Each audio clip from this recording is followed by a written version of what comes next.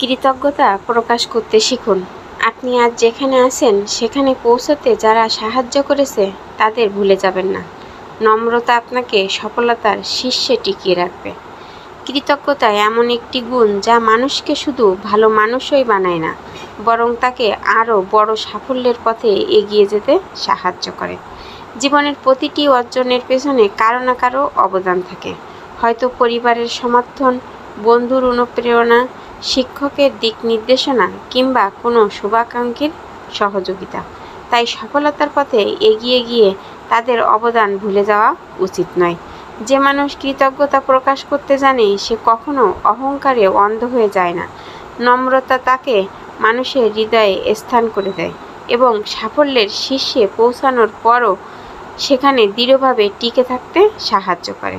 মনে রাখবেন, কৃতজ্ঞ হৃদয় মানুষকে আরও সমৃদ্ধ করে আর বিনয় তাকে আরও সম্মানিত করে তোলে। তাই জীবনের প্রতিটি আশীর্বাদের জন্য কৃতজ্ঞ থাকুন। যারা আপনার পাশে ছিল তাদের মূল্য দিন এবং সাফল্যের সঙ্গে নম্রতাকেও নিজের সঙ্গী করে রাখুন।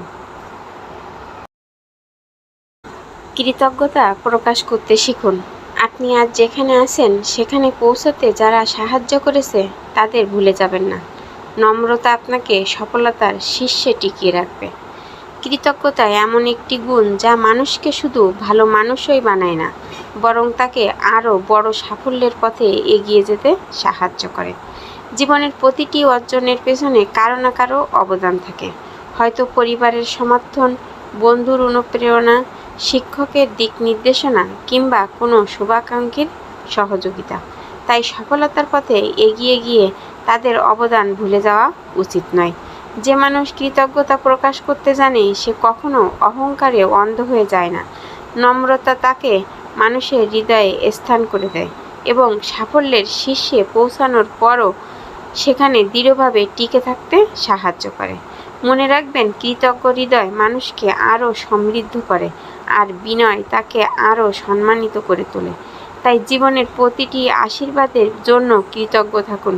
যারা আপনার পাশে ছিল তাদের মূল্য দিন এবং সাফল্যের সঙ্গে নম্রতাকেও নিজের সঙ্গী করে রাখুন।